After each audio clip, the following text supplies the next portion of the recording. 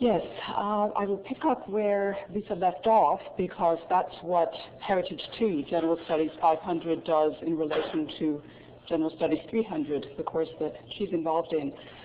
We start with the American and French revolutions and why they disrupted the order, and then go into political theory and social theory of the 19th century, the influence of science and technological developments on ideas and on the arts, and into some of the developments of the 20th century. And the way I run the course, there's a constant flipping back and forth chronologically, so that some of the big ideas and big problems that are encountered in the 19th century are related to similar problems that we're having now. One of the examples I use to explain this, so I'll throw it at you right now, is the Industrial Revolution in 19th century England and Northern Europe, having an echo in China and Latin America today. So we look at those problems not just from a Western perspective, but pushing it into the boundaries of international developments and the influence that cultures have on each other. This involves, for the students, anywhere from 10 to 40 pages of reading per session. And right now I'm teaching the accelerated version that condenses 2 semesters into 1. I will be taking a break from that next year. But what we encounter in the current setup is that the students simply don't do all the reading. There will be maybe 2 or 3 people in each class that will do all the reading all of the time, usually because they're not working 20 hours a week in addition to being in school. The ones who are working 20 hours a week are not going to get that much done. So a natural hierarchy starts to happen in the class where the few people who have done all the reading and consistently do all the reading will explain it to the others. And usually there are some stragglers in the class that haven't done any of the reading. So they're getting to, Lisa's nodding here, yes. And they're getting their exposure to the material through the stories that are told to them by the keeners.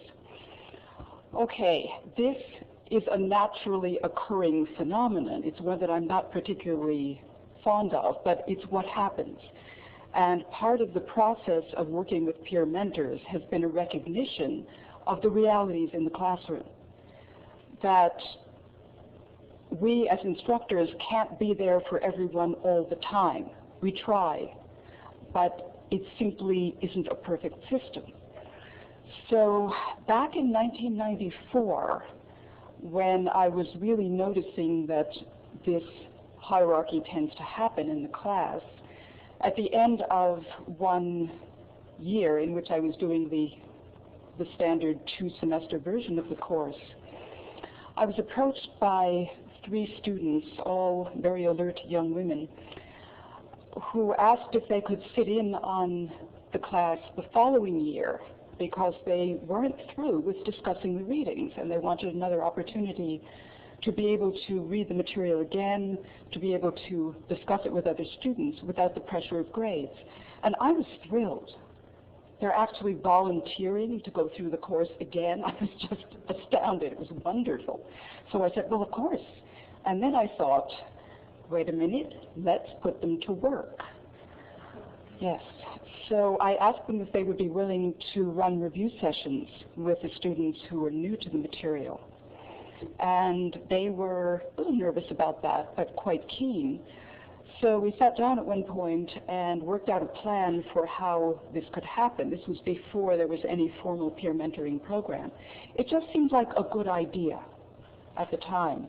Here was this group of very interested, very bright students, and here was a need that they could fill. So we worked out a plan. I didn't want to stress any of them out because they weren't at that point getting any academic credit, and we didn't have any budget to pay them, nor would it have been appropriate to pay undergrads. So we worked out some basic guidelines that none of them would have to face a class alone. We recruited one more student and they worked in pairs. They got to choose their schedule so that I wasn't assigning them a certain frequency of meeting with other students. They were able to choose when they could do that and to work out schedules with each other. And there wasn't any formal system of evaluating their work.